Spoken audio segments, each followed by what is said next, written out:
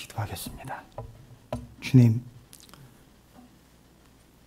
여러 가지 변명과 핑계거리가 소용될 법도 한데 주님 앞에 핑계하지 않고 변명하지 않고 묵묵히 스승이신 주님을 따르고자 이 자리에 나온 하나님의 사람들에게 말씀하여 주시옵소서.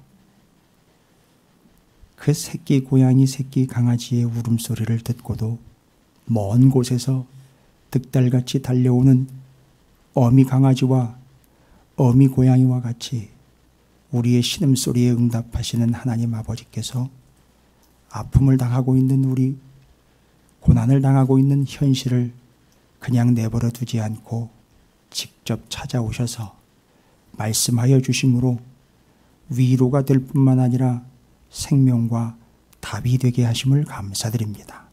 이제 기대하옵고 바라옵고 원하오니 말씀하셔서 우리를 이끌어 주시옵소서. 결단하오니 주님을 따르겠나이다. 세상의 다른 소리가 아니라 주의 말씀을 따르겠나이다. 그리하여 제자의 삶을, 제자의 생을 살아가겠나이다. 인도하시고 함께하여 주시옵소서. 내 스스로 배를 젓고 노를 저 깊은 바다를 항해하는 듯 했으나 내 노가 되어주시고 내 돛이 되어주시며 내 닻이 되어주시며 선장이 되어주시는 주님, 주님께서 함께 하시고 말씀으로 이끌어 주시옵소서. 부족한 종을 말씀을 대언할 수 있는 기회를 주심을 감사드립니다. 우리 중에 어느 누구도 이 날이 당연한 사람은 한 사람도 없는 줄 믿습니다. 겸손하게 오늘을 맞이하게 하심에 감사함으로 말씀을 받게 하여 주시옵소서. 감사드립니다. 예수님의 이름으로 간절히 기도 올리옵나이다. 아멘. 할렐루야. 주님의 은혜가 오늘도 여러분 삶 가운데 가득하시기를 주의 이름으로 축원을 드립니다. 환자 수가 계속해서 늘고 있어요. 사람이 어찌할 수 없는 이 비참하고 연약한 현실들을 애써 부인하고 싶지는 않습니다만 그렇다고 거기에 또 마냥 끌려갈 수만은 없습니다. 왜 그렇게 늘어나는 걸까? 왜 이렇게 잠잠치 않는 걸까? 이유는 하나지요. 만만히 보고 있다는 얘기입니다. 우습게 보고 있다는 얘기입니다. 아직도 우리의 교만함은 꺾이지 않고 있다는 얘기입니다. 자, 여러분께서 이 어려운 환경과 현실 가운데에서도 하나님의 말씀으로 이끌림을 받는 참 제자의 삶, 제자의 생을 살아가시는 온전한 스승을 따르는 자들이 되시기를 주님의 이름으로 축원을 드립니다. 저를 따르실 필요 없어요. 제가 뭐 아무것도 아닙니다. 어느 누구도 이 중 누구를 따라서도 안 됩니다. 여러분 오해하지 마십시오. 기도를 좀 한다는 사람도 따라서는 안 됩니다. 여러분 주님을 따라야 됩니다. 결과는 기도를 따른 게 아니에요. 그 사람을 따랐기 때문에 결론은 불보듯 환한 겁니다. 여러분 주변에 기도 좀 한다고, 여러분 주변에 뭐 응답 좀 받았다고, 내지는 여러분 주변에 뭔 신유의 은사, 무슨 은사, 무슨 은사, 신비주의를 체험을 했고 뭐를 체험을 했고 다 소용닿지 않습니다. 오직 주님입니다. 주님을 따르십시오. 자신이 없으면 나가십시오. 나가서 주님을 따르지 않는 사람들의 결과를 좀 보고 들어오세요. 불보듯 환하게 지금 보여주고 있는 이 현실 속에서도 여전히 주님을 따르지 않고 뭘 따르고 있는지, 심지어 자녀를 따르고 있고 돈을 따르고 있고 직장을 따르고 있고 사업을 따르고 있는 이들이 한둘이 아닙니다. 왜 자꾸 제가 이렇게 거듭해서 얘기 드립니까? 성경은 계속해서 누가복음을 통해서 끝날 때까지 계속 얘기할 거예요. 스승이신 주님을 따르라고. 제발 다른 것 따르지 말고 스승이신 주님을 따르라고. 누가 여러분에게 얼마나 잘해주는지 모르겠습니다만 그 사람을 따라서는 안 됩니다. 주님을 따르십시오. 왜요? 결론이 다르기 때문이 그렇습니다. 결론이 달라요. 그래서 그 끝이 다른 자를 이단이라고 그래요. 이단이 뭐 별겁니까? 끝이 다른 거예요. 결론이 다른 거예요. 조심하십시오. 누가 이단입니까? 끝이 다른 사람이에요. 결론은 자기 얘기를 해요. 나중에는 기도 얘기를 막 하다가 그게 나야 이러면서 나의 어떠함이 나와요. 그게 이단이에요. 막 은사를 자랑하다가 그게 나야, 내가 나와요. 그게 이단이에요. 그 사람이 이단입니다. 조심하십시오. 분별하시기 바랍니다. 오늘도 변함이 없습니다. 주님을 따르는 제3, 재생의 삶의 연장선에 있습니다. 그런데요, 재미있다라기보다는 고민이 되는 게 있습니다. 고민이라기보다는 아이러니라고도 이야기할 수도 있어요. 아이러니라고 하는 것은 두 가지 전제가 함께 공존하고 있는 걸 이야기를 해요. 여러분, 우리는 지금 현실적으로 어떤 현실 가운데 있느냐면 두 가지 현실입니다. 두 가지 현실이에요. 현재 우리의 신분과 본분은 뭡니까? 제자라고 그럽니다. 그래서 그 제자는 본질상 스승을 따릅니다. 우리의 현실은 주님을 뭐 하는 거죠? 따르느냐 아니냐예요. 원칙은 주님을 따르는 주님의 제자의 삶입니다. 그런데 재미있는 거는요, 한 가지. 주님이 눈에 보이지 않아요. 영으로 함께 하시는 주님을 우리는 따릅니다. 그리고 그 주님은 우리와 동행하십니다. 그런데 한 가지 더 중요한 사실이 있어요. 재미있죠? 뭐냐 하면 우린 주님을 따르면서 동시에 주님을 기다리고 있다는 거예요. 다 아는 얘기인데 둘을 합쳐보니까 참 희한하지요. 주님을 따르고 있는데 주님을 또한 기다리고 있어요. 그러면 잘 보십시오. 우리가 가는 게 아니라 우리가 주님을 기다리고 있잖아요. 그러면요, 주님이 우리에게 오시는 거예요. 그래서 이미 하나님의 나라고 천국은 너희에게 임했노라. 우리가 가는 게 아니에요. 바로 주님이 그 나라가 우리에게 오시는 거예요. 그럼 장차 오실 거잖아요. 현실은요, 뭐 하고 있는 중? 따르는 중이에요. 그리고 또 역시 한 가지 사실. 오실 주님을 맞습니다. 좀 전에 들어보세요. 맞습니다. 따르고 있는데 기다리고 있어요. 따르고 있는 거 현실인데 기다리고 있는 거는요, 미래에 오실 주님을 기다리고 있고, 지금 현재 주님은 우리에게 재림주는요, 뭐 하는 중이시죠? 오시는 중이기 때문에 기다리고 있어요. 그러면 우리는 현재 지금 두 가지 역사를 살고 있다는 거 아세요? 현실과 현재와 미래를 동시에 살고 있는 거예요. 어려운 얘기인데. 어려운 얘기는 여기까지만 하자고요. 따르는 건 지금까지 계속 얘기했어요. 그죠? 제자, 제일 첫 번째, 제자.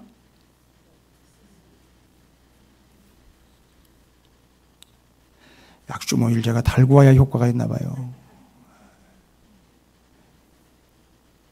제자 됨,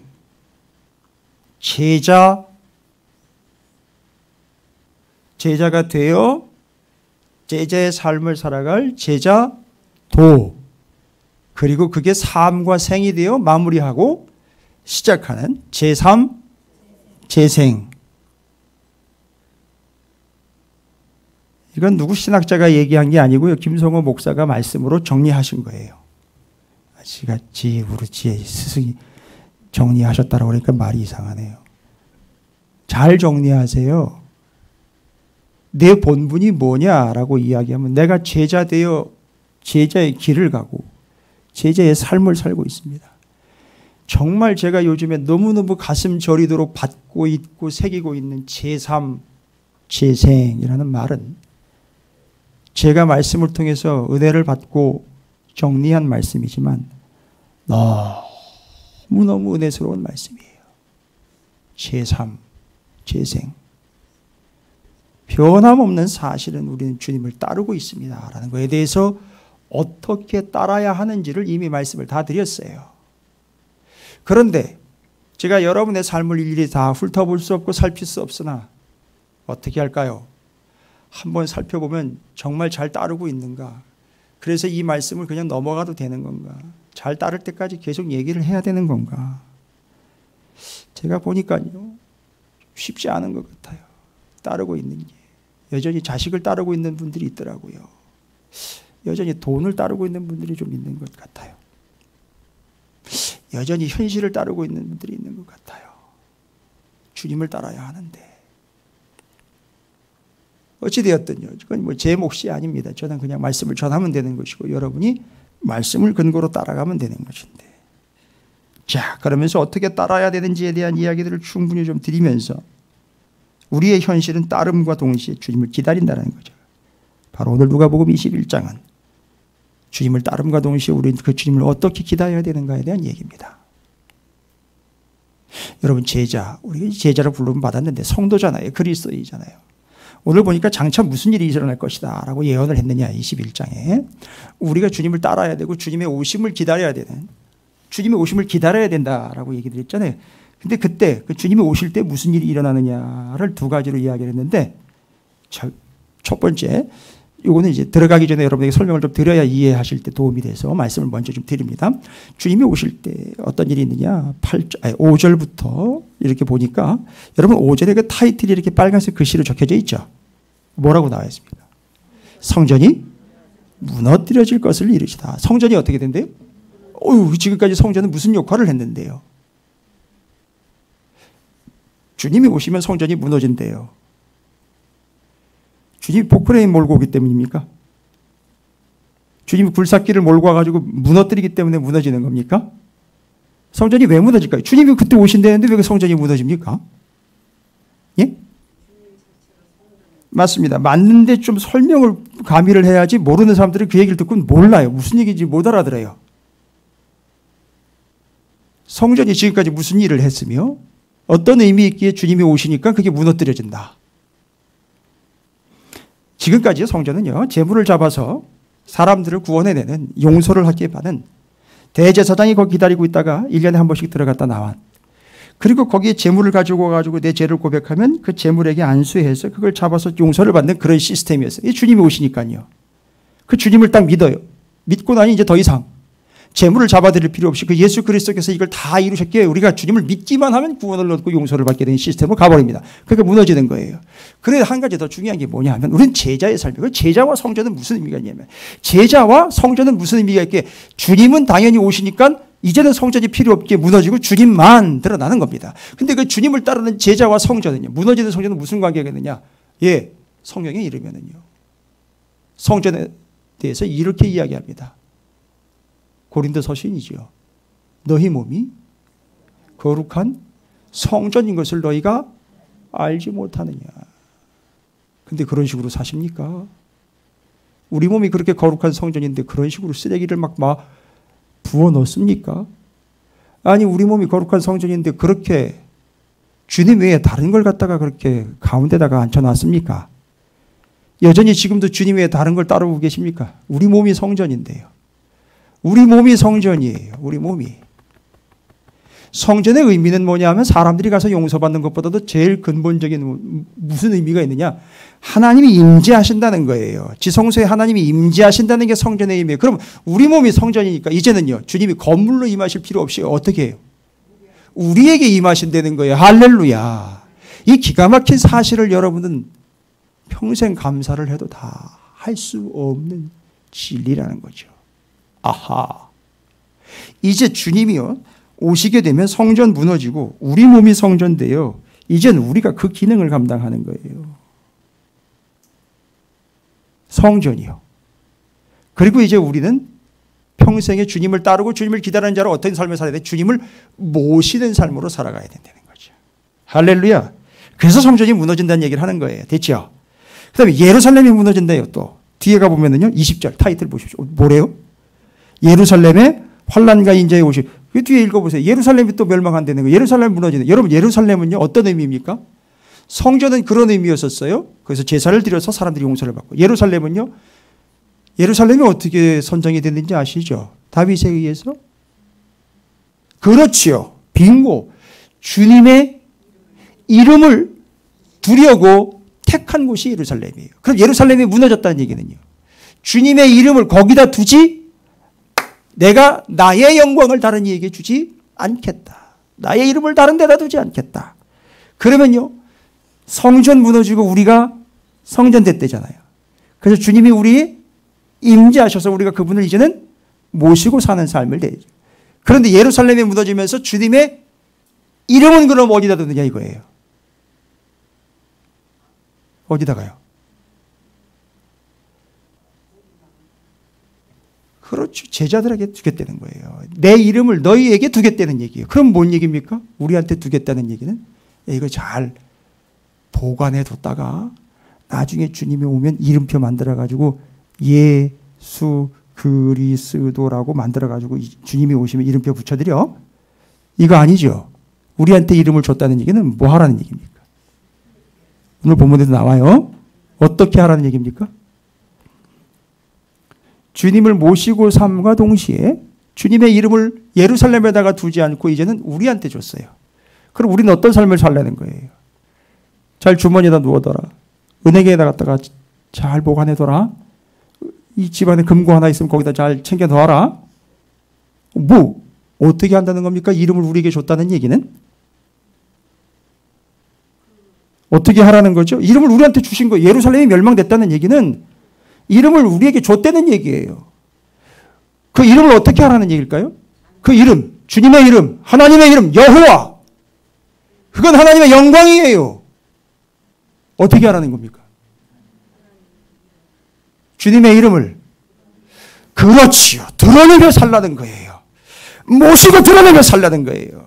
그래서 성전이 무너진 거고 예루살렘 성이 무너진 거예요. 여러분 이런 설명 드릴 수 있는 사람이 별로 없어요. 정말 잘난 척 아니에요. 이걸 심각하게 얘기 드리는 거예요. 수십 년 신앙생활했어도요. 뭔 얘기인지 몰라요. 주님을 따르는 제자의 삶을 이야기합니다. 그러면서 오늘 우리는 주님의 오심을 기다리는 자예요. 그 주님의 오심을 기다리는 자로서 우리는 주님을 모시고 주의 이름을 언제까지요? 주님이 오실 때까지 그런 삶을 살려는 거란 말입니다. 여러분 제가 왜 병이 걸린지 아세요? 제가 왜 이 병을 갖게 되는지 아십니까?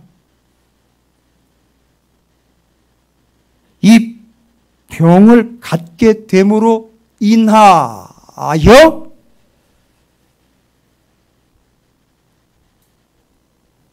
그 제자의 두 가지 삶을 살게 되는 거예요. 그래요. 제가 부족해서요.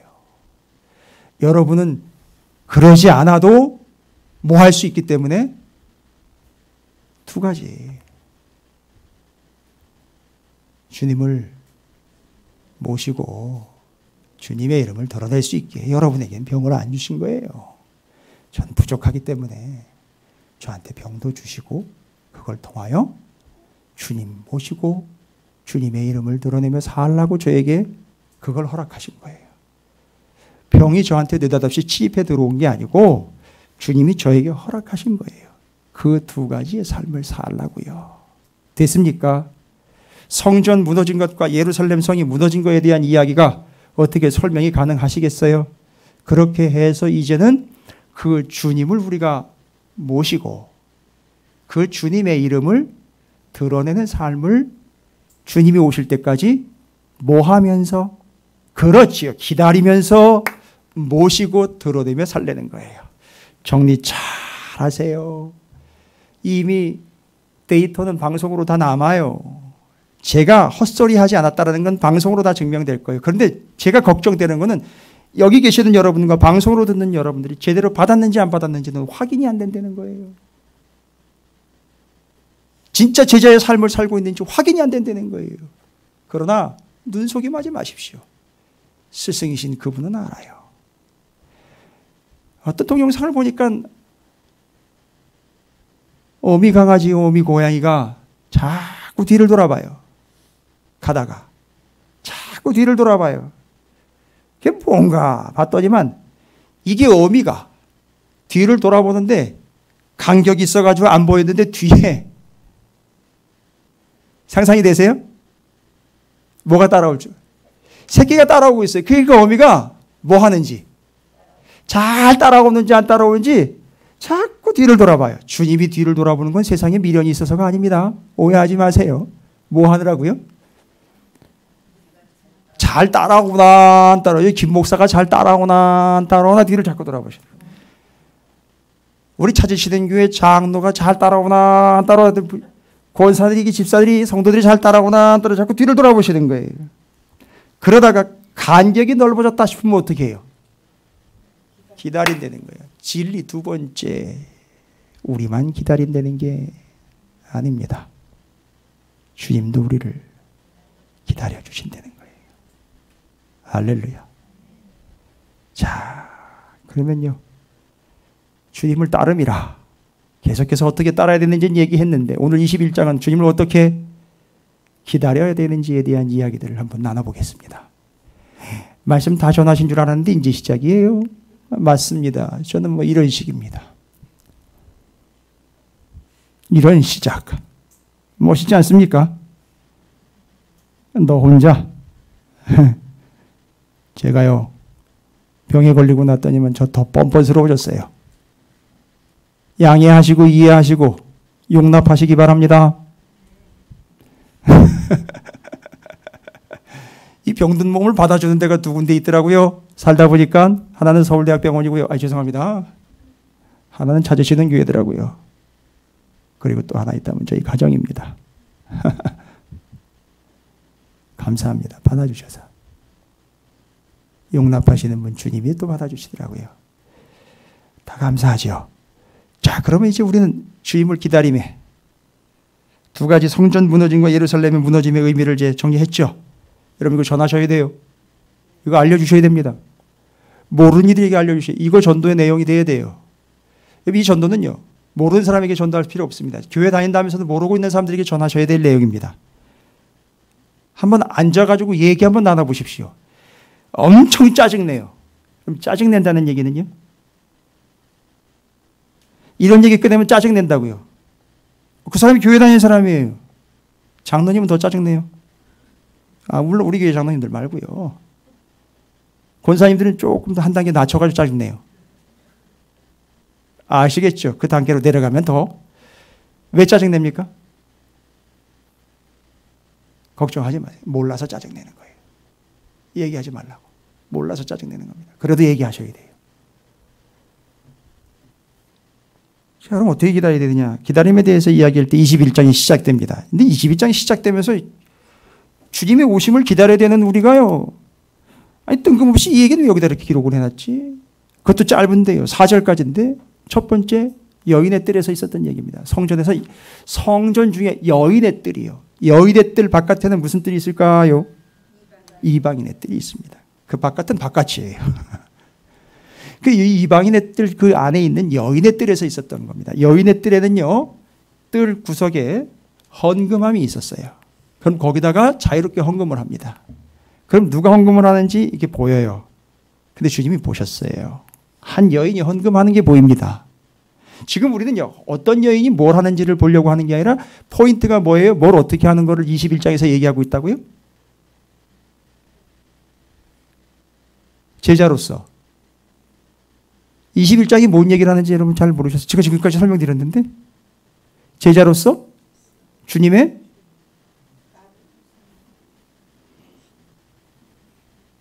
다시 한번 정리할게요. 20장까지는 주님을 따름이라는 얘기를 했고요. 제자로서 21장에서는 주님의 오심을 기다림이라고 얘기를 했어요. 그래서 제가 지금 뭘 얘기하려고 하느냐면 주님이 오실 텐데 지금 오시는 걸 기다리고 있는데 어떻게 기다려야 되느냐를 얘기를 드린다는 거예요. 21장. 자꾸 까먹으시고 잘 모르시겠으면 적어 놓으세요. 아예. 주님의 오심을 어떻게 기다려야 되는지에 대한 걸 얘기하고 있다는 걸 얘기를 하는 거예요. 그런데 제가 뜬금없이 자꾸 여인의 뜰에 있었던 한 여인이 헌금한 얘기가 있다니까 좀 이상하게 여겨서 제가 말씀드리는 중이잖아요.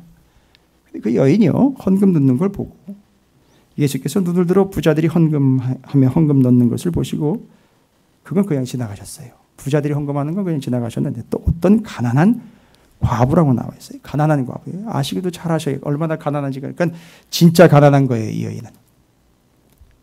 누구나 다 가난한지를 알아요.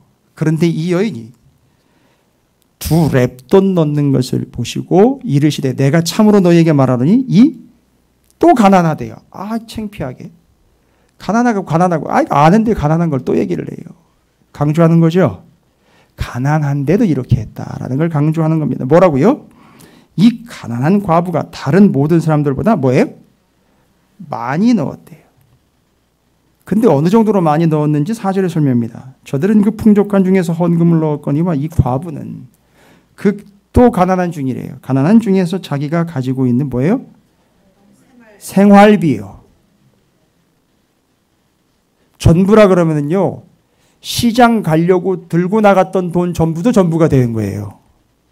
그러면 참 말하기 편해요. 전부라고 이야기하면요, 자기가 말하기 편한 거예요. 자기가 밥 먹으러 가려고 넣어놨던 그 전부를 드렸다. 이러면 전부 드렸다는 거예요. 사람들이 그 얘기를 듣고 또 오해를 해요. 와, 전부 드렸대. 이 사람은요, 생활비예요. 이거 없으면 생활이 안 되는 거잖아요. 생활비 전부 드렸대요. 그냥 속으로 대답하세요. 여러분 한 달 생활비 얼마십니까? 그걸 다 드렸다는 거예요. 그게 2렙돈이기 때문에 가난하다고 얘기를 한 거예요. 누가 봐도 가난한 거예요. 애게 그걸로 어떻게 살아? 이 여인이에요. 그런데 그걸요, 그거나마 없으면 못 사는데 그걸요 어떻게 했다? 다 드렸다는 거예요. 지금 뭐 얘기하는 중이에요? 다시 한번요. 뭘 얘기하려고 제가 지금 21장 들어왔습니까? 우리가? 주님을 여러분 어떻게 기다려야 됩니까? 앞에서도 다 얘기했다고요. 수도 없이 얘기를 했어요. 어떻게 기다려야 됩니까? 주님을 기다릴 때요, 따름에서도 얘기했어요. 앞에서 다 얘기했다고요. 자꾸 모르는 척 하지 마세요. 여러분 이런 얘기하면 자꾸 싫어하는 거 제가 알아요. 그런데도 이야기 나와 있기 때문에 하는 거예요. 저한테 뭐라고 하지 마세요. 제발이지. 제가 예전에 하도 학을 띄어 당해가지고 성경에 나와 있는 걸 전했는데 왜 그걸 자꾸 얘기하냐고 저한테 뭐라고 그래요. 나한테 뭐라 그러면 어떻게 2000년도에 돌아가지고 예수님한테 뭐라 그래야지. 능력이 안 되면 기도라도 해가지고 하나님한테 따지든지 해야지. 왜 나한테 뭐라 그래.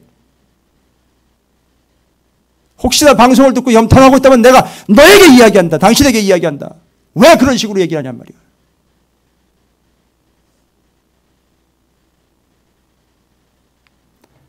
주님을 따름이라 해서도 얘기를 했어요.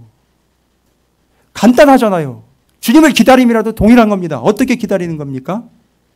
가진 걸. 대답 안 하잖아요. 얘기 나왔는데 앞에요. 또 얘기하잖아요, 제가.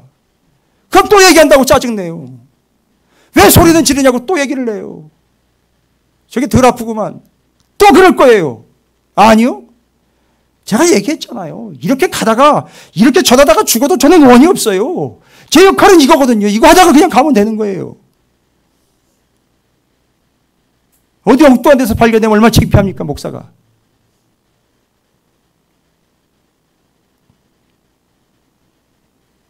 따름도 마찬가지예요. 기다림도 마찬가지. 가진 것 전부를 들여, 생활비를 들여가지고 뭘 준비했느냐 하면요, 주님의 오심을 준비했다고요. 이 세상에 없어질 걸 전부 앞에서는 버렸다고 그래요. 그게 아니고 투자하고 가진 걸 전부 들여서 주님을 기다리는 거예요. 할렐루야. 그렇게 기다려보시지 않겠습니까? 그러고 보니까 따름과 기다림의 원리는 같은 거라고도 볼 수도 있어요. 그런데 뒤로 가면 구분은 좀 돼요. 자, 어떻게 주님을 기다림이라? 여러분 꼼쳐 놓지 마세요. 어떻게 기다리면, 뭘 기다림이라? 노후를 기다림이라. 복권이 당첨되기를 기다림이라. 주님이 오기를 기다림이라. 어떻게 해요? 이 세상에 사라져 없어질 가진 것 전부를 드림으로 기다림이라. 할렐루야. 경험해 보시기 바랍니다. 저는 경험을 좀 해봤어요. 생활비 전부 들여봤어요. 아니, 생활비가 아니라 한 달치 아예 몽땅 다 들여봤어요. 근데 굶어 죽지 않더라고요. 제가 이렇게 살아있잖아요. 그죠? 다 들여봤는데 멀쩡하더라고요. 없어지는 줄 알았는데 거기서 생기더라고요. 그러니까 하나님이 저를 굶겨 죽이실 생각은 없는 것 같아요. 그래서 열심히 치료받고 있어요. 그러니까 제가 저를 죽이실 생각은 없는 것 같아요. 그러니까 살리실 것 같아요. 그래서 그냥 따르고 있어요. 할렐루야. 그리고 주님을 기다리고 있는 중입니다. 그렇게 해요. 다 드림으로. 그래서 이 여인 얘기가 여기 나와 있는 거예요. 이해가 되시겠죠? 그 다음으로 넘어가면서 이제 난리와 소요의 소문들이 막 납니다. 이제 주님이 오실 때가 되면은 무슨 일이 있다는 거죠? 막 그런 일 저런 일이 막 있대요. 근데 여러분, 기다림이라는 말요. 기다림이라는 말이 은혜스러운 말이기도 한데 참 답답하기도 해요. 왜냐하면 기다릴 수밖에 없는 상황이 여러분에게 오잖아요. 그죠? 기다릴 수밖에 없는 상황이 와요. 근데 이게 기다리기가 참 답답해요. 왜냐하면 도무지 모르니까. 알 수가 없으니까. 여기 보니까 그런 상황이 막 발생된대요. 주님이 오시기 전에 이런 일이 있대요. 그래서 사람이 예측을 해버렸어요. 이런 일이 있네? 뭐 할 것 같은 거예요? 주님이? 그렇죠. 그래가지고 이때입니까? 라고 톡 얘기를 해버렸더니만 주님이 뭐라 그래요? 아니야. 아직 아니야. 아니, 현상은 꼭 말씀하신 그대로 현상에 주님이 오실 거라고 나와 있는 그 현상 그대로인데요. 아니, 9절입니다. 21장 9절. 난리와 소요의 소문을 들을 때에 두려워하지 말라. 이 일이 먼저 있어야 하되 뭐예요? 끝은 곧 되지. 그러니까 아직 주님이 오시지는 않는다는 거예요. 현상은 그대로인데 오시지 않는다는 거예요. 그래서 여기서 말하는 거는요. 잘 들어보세요. 네 생각에는 지금 곧 주님이 그렇죠. 자, 이런 거죠. 김 목사, 너 처음에 병 걸렸다 그럴 때 네 생각에는? 여러분 얘기로 적용해 보세요.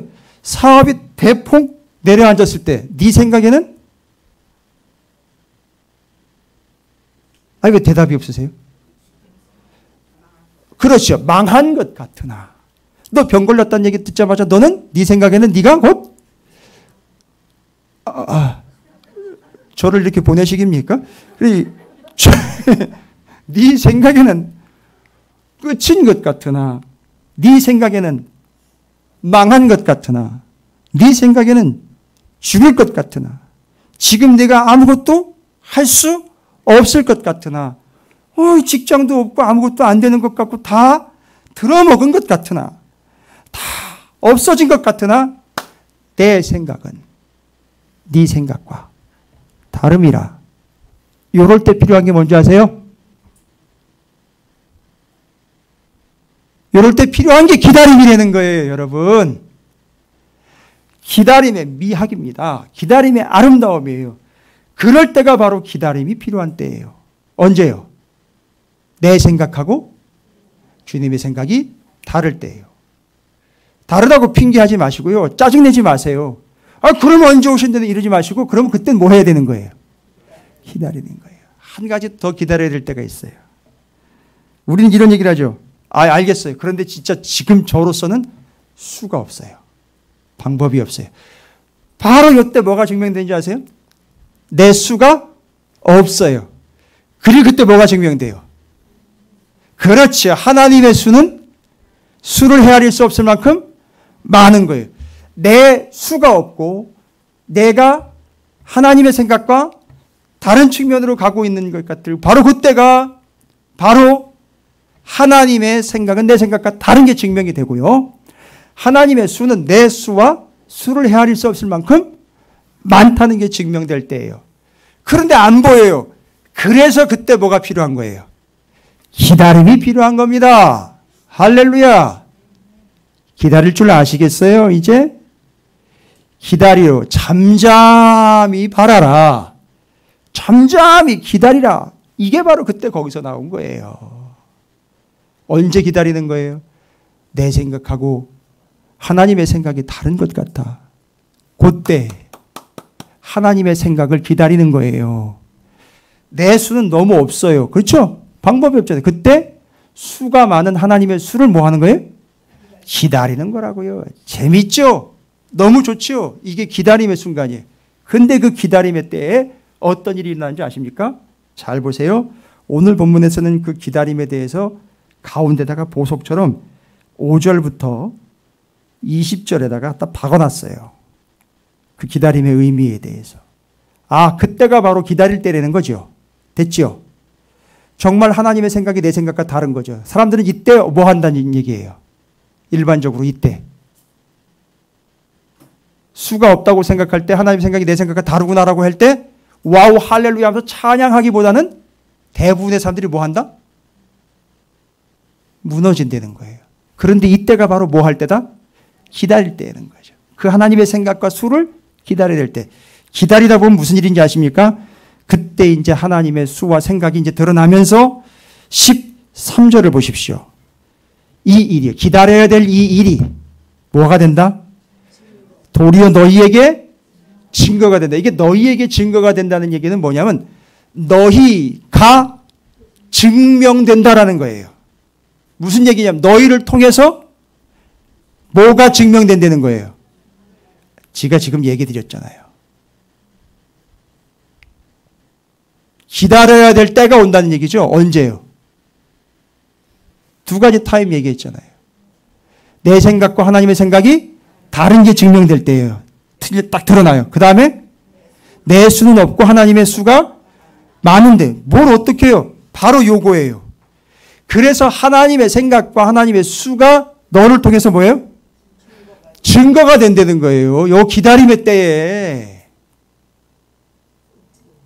되게 이거 고급진 얘기고요. 사장님 수준 높은 얘기예요. 이걸 지금 수십 년 신앙생활에서도 이거 못 알아듣는 분들이 있을 수 있어요. 죄송합니다만 그건 여러분 자책하지 마세요. 그건 수준 차이니까 더 들으시면 되고요. 더 말씀에 집중하시면 돼요. 지금 엄청나게 깊이 들어가 있어요. 지금 말씀이 그냥 수준이 얕은 게 아니에요. 지금 이거 이해할 수 있는 사람들이 별로 많지 않은데 저도 찾으시는 교회는 6년 동안 했기 때문에 제가 그냥 전하는 것뿐이에요. 첫 번째 과부 이야기를 통해서 가난한 과부 이야기를 통해서 주님을 어떻게 기다려야 되는지 얘기를 하는데 중간에 기다림에 대한 얘기를 턱 설명으로 지금 들고 나왔어요. 기다림의 의미에 대해서. 상당히 의미 있는 얘기를요. 아주 기술적으로 지금 누가가 기록을 해놨단 말이죠. 여러분 누가라는 사람을 우습게 보시면 안 돼요. 이 사람은 의사 출신이기 때문에 철학가예요. 공부 무지하게 많이 한 사람이 성경을 기록한 거예요. 그러니까 우습게 보시면 안 된다고요. 여러분이 얼마나 이 말씀을 이해하실 수 있는지는요. 여러분에게 달려있지 않아요. 성령께서 알려주시지 않으면 모르는 얘기예요. 그래서 곧 기다림의 때에 하나님의 어떠하심이 드러난다는 거예요. 나는 아무것도 못하고 그냥 손 놓고 맹 놓고 있는 것 같은데 그 기다림의 때에 주님이 드러난다는 거예요. 제가 더 놀라운 건 그 다음이에요. 15절입니다. 아무것도 말할 수 없고 아무것도 모를 것 같은 그 상황이 이런 일이 있답니다. 내가 너희의 모든 대적이 능히 대항하거나 변박할 수 없는 뭐예요? 구변과 지혜를 너희에게 주리라. 이 기다림의 때에 아무것도 할 수 없을 때 속수무책일 때에 하나님 뭐 하신대요? 우리에게 구변과 지혜를 너희에게 준다는 거예요. 말할 거리와 지혜를 준다는 거예요. 에? 그게 뭐예요? 지혜를 준다. 말할 거리를 준다. 전부 다 뭐예요? 여러분이 말할 거리가 어디서 나와요? 이게 지혜라는 게 뭐예요? 이걸 솔로몬 얘기 안 들었으면 뭐래? 평생 죽었다 깨어난 이 지혜가 듣는 마음으로 하나님의 그러니까 여러분 그 기다림의 때 여러분에게 이걸 주신다는 거예요. 어떻게 된다는 거죠? 결국 이걸 주셔서 앞에 구변이라는 말을 어떻게 할 수 있다는 거죠? 이거를? 구별 아니고 구변이요. 구변. 뭐 하는 거예요? 말할 수 있게 된다는 거예요. 그 기다림의 때에 나는 망한 줄 알았는데 잠잠히 기다려라 하면서 하나님 뭘 주셨어요? 네가 내 증거가 될 거야 하면서 뭐를 주셨어요? 말씀을, 구변과 지혜를 주셔가지고 이거를 말씀을 뭐 할 수 있는 지경에까지 이르게 됐다? 전할 수 있게 됐다는 거예요. 이게 기다림이에요.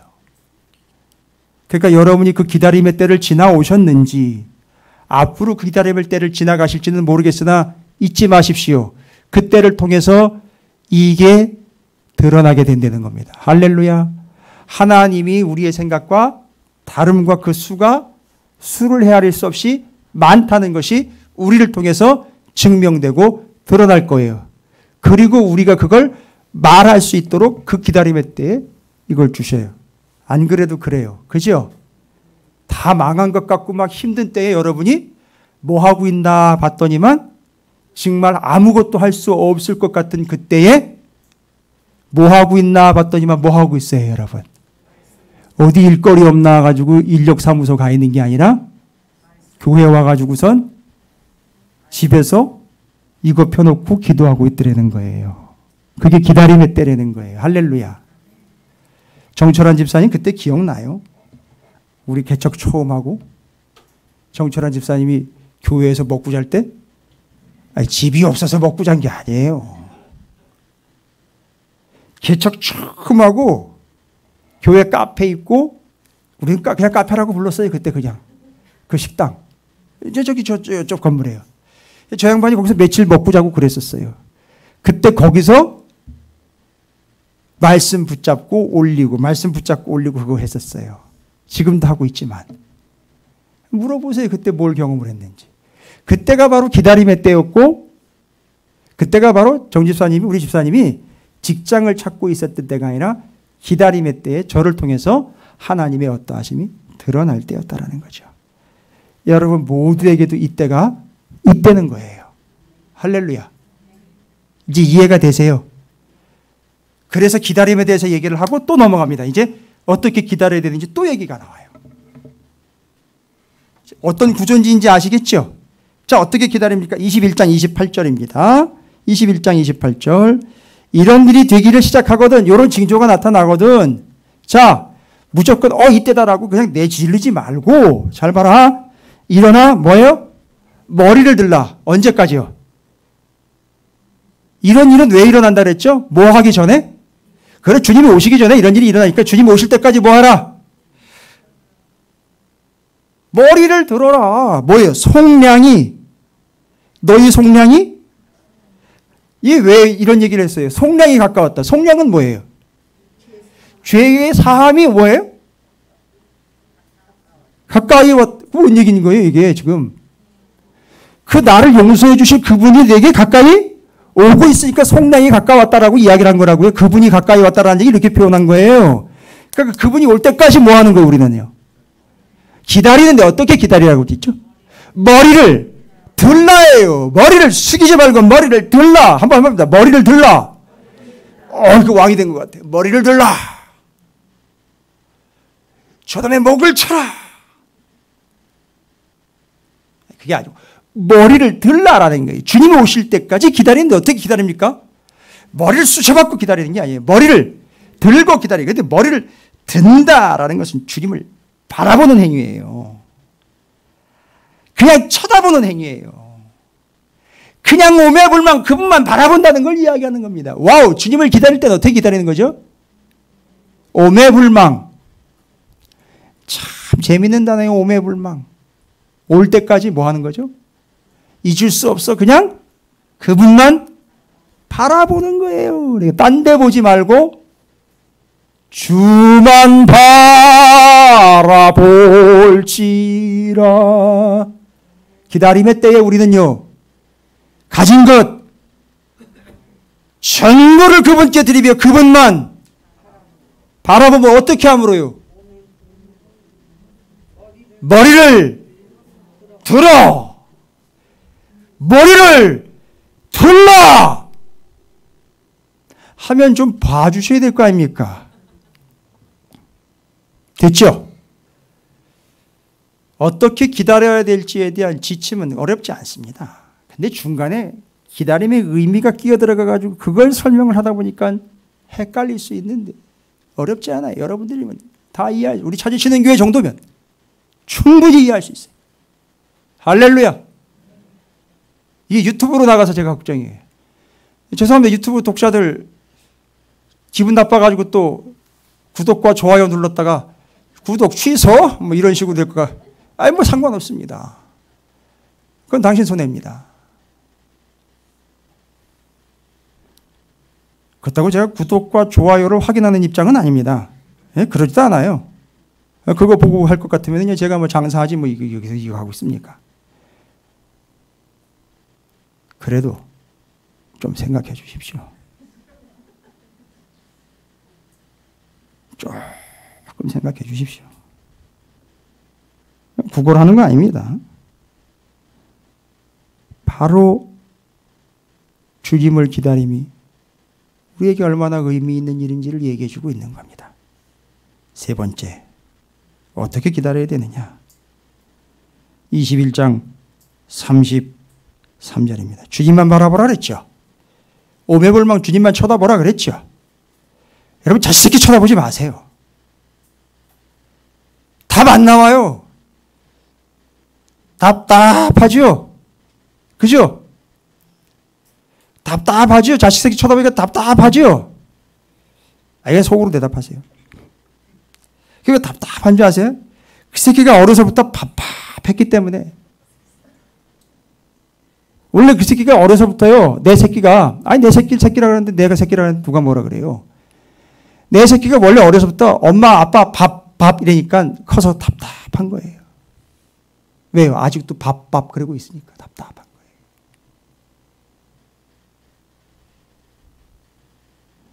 주만 바라보시기 바랍니다. 지금 우리는 주님을 기다리는 거예요. 아, 기다림이라고 이야기할 때 우리는 차가 오기를 기다리는 게 아니라 주님이 오기를 기다리는 거예요. 사업이 잘 되기를 기다리는 게 아니라 주님을 기다리는 거라고요. 이제 완벽하게 바꾸세요. 자식이 잘 되기를 기다리는 게 아니란 말입니다. 주님이 오시길 기다리는 거란 말입니다. 이걸 바꾸셔야 된다고요. 이건 사실인데 이 사실을 외면하고 살고 있잖아요. 지금 우리가. 뭘 기다리고 계십니까? 김소연 집사님, 오늘 저 집이 타겟이네. 이상하네. 아니, 내가 작정한 건 아닌데. 우리 김소연 집사님 뭘 기다리고 계십니까? 헤어스타일이 바뀌셨네요. 네. 좋습니다. 보기 좋습니다. 뭘 기다리고 계십니까? 혹시 이 전까지 하고 오늘 이 말씀을 통해서 받고 난 다음이라면 조용히 마스크 안에서 울리는 소리입니다. 주님을 기다립니다. 그죠? 주님을 기다리는 거예요. 제가 저 집 신방 갔었거든요. 그 집이 주님을 기다리고 있어요. 할렐루야. 우리 장로님 뭘 기다리십니까? 이용지 장로님. 그죠? 우리 장로님 연세쯤 되면 좋은 병원이 세워지기를 기다림이라 그게 아니라, 예, 맞아요. 주님을 기다립니다. 저도 주님을 기다려요. 저는 서울대학병원에 주님 오시길 기다려요. 기다리고 있습니다. 그렇게 해요. 그런데 가진 것 전부를요. 주님만 바라봄으로. 세 번째입니다. 21장 33절 함께 있습니다. 이때 기가 막힌 말씀입니다. 그때가 되면 언제예요? 주님이 오시면 천지는 없어지겠으나 내 말은 없어지지 아니야. 답 다 나오잖아요. 그죠? 우리 주님 오실 때까지 뭘 어떻게 하면 기다려야 돼요? 없어지지 아니할 것 붙잡지 말고 없어지지 아니할 뭐예요? 영원하신 하나님의 말씀 붙잡으라. 할렐루야. 그럼 여러분 말씀 붙잡으면 어떻게 되는지 아세요? 말씀의 특징이 뭐예요? 이 말씀의 특징이 뭐예요? 없어지지 않는다면서요. 그럼 여러분이 말씀을 붙잡으면 여러분이 없어지지 않는 거예요. 그 말씀을 붙잡은 사람도 같이 없어지지 않습니다. 할렐루야. 여러분 이렇게 얘기합시다. 한번 외쳐보세요. 나는 절대 없어지지 않는다. 이제 이유는 아시겠죠?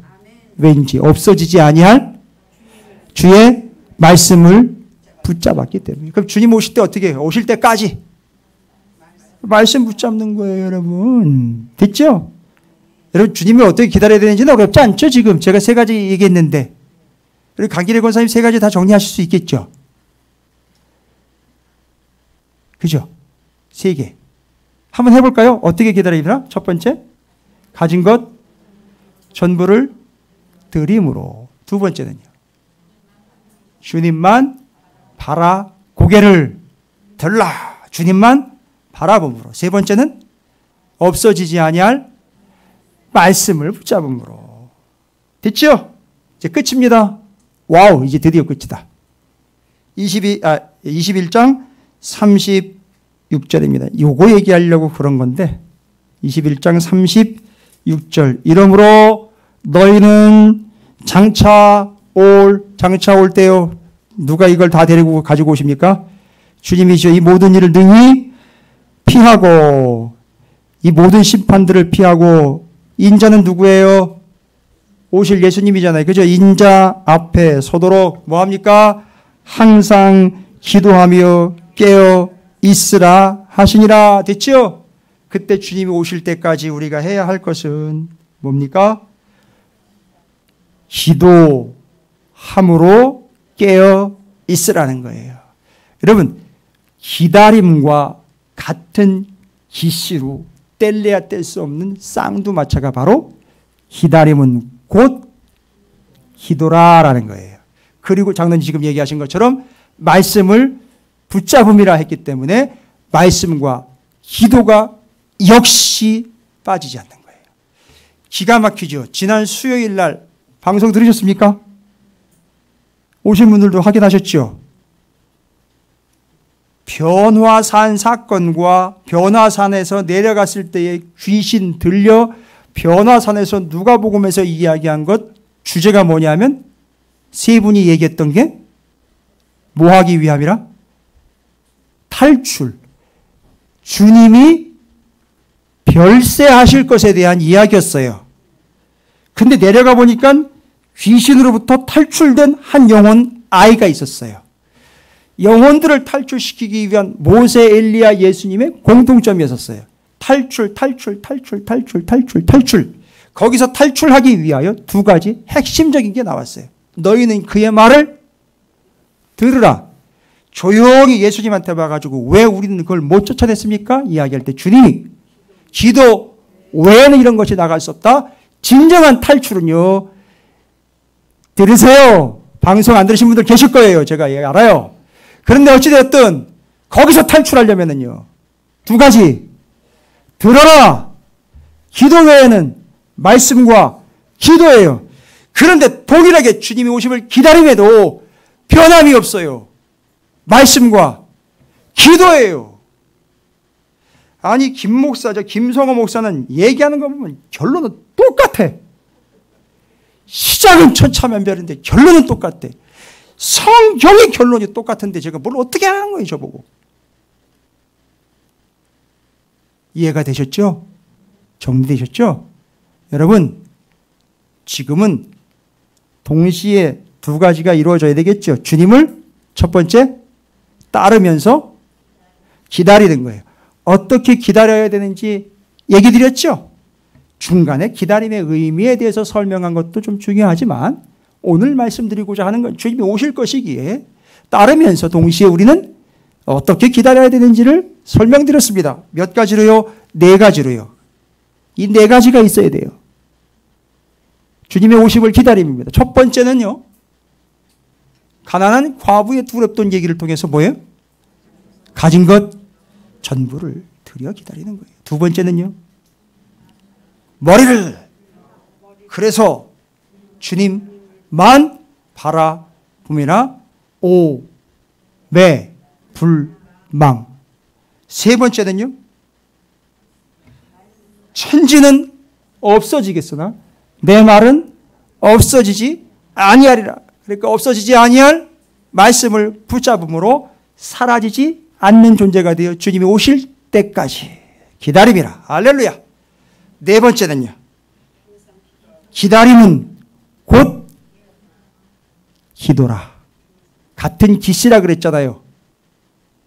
기다림은 곧 기도라. 기도로 깨어 있음이에요. 할렐루야. 그래서 그 기도를 주님이 들으시면서 오십니다. 이건 멋있는 말인데. 주님이 우리의 기도를 듣고 응답하심이 아니라 들으시면서 우리에게 오심이라. 되게 멋있는 말인데. 우린 지금까지 자꾸 기도하면 자꾸 뭐만 얘기했어요? 기도, 응답에 대한 것만 자꾸 얘기했어요. 그런데 오늘 기가 막힌 사실이 하나 증명이 됐습니다. 주님은 지금 우리의 기도를 들으시면서 오심이라. 뭐 그런 것 좀 되겠죠. 이게 어디서 분명히 소리가 나는데, 어디서 소리가 나는데, 하는데, 거기로 가시는 거예요. 근데 그 사람이 뭐 했어요? 중얼거림이 아니라 기도함이라 해서 그 기도를 들으시면서 오신 거예요. 할렐루야. 와우. 역시나 말씀과 기도가 증명이 됐습니다. 저는 오늘 주님을 기다리고 주님을 따르고 있는 여러분의 삶이 제자의 삶으로 이와 같이 주님을 온전히 기다리는, 그래서 그 주님이 여러분의 기도를 듣고 오시는 주님, 복된 삶이 되시기를 주님의 이름으로 축복합니다. 기도하겠습니다. 하나님, 주님 참 감사드립니다. 주님을 따름과 동시에 주님을 기다리고 있는 우리에게 찾아오시는 주님, 우리가 감이 아니라 주님이 오심의 이 놀라운 은혜 가운데에서 주님의 오심을 기다리는 우리가 진정으로 주님을 기다림에 온전히 하심에 복되게 하심에 오실 때까지 주님만 기다리며 바라보며 말씀으로 기도로 주님만 바라보며 가진 것 전부를 통해 주님을 온전히 기다리는 제3, 제 생의 삶이 되도록 인도해 주시옵소서. 감사드립니다. 예수님의 이름으로 간절히 기도 올리옵나이다. 아멘.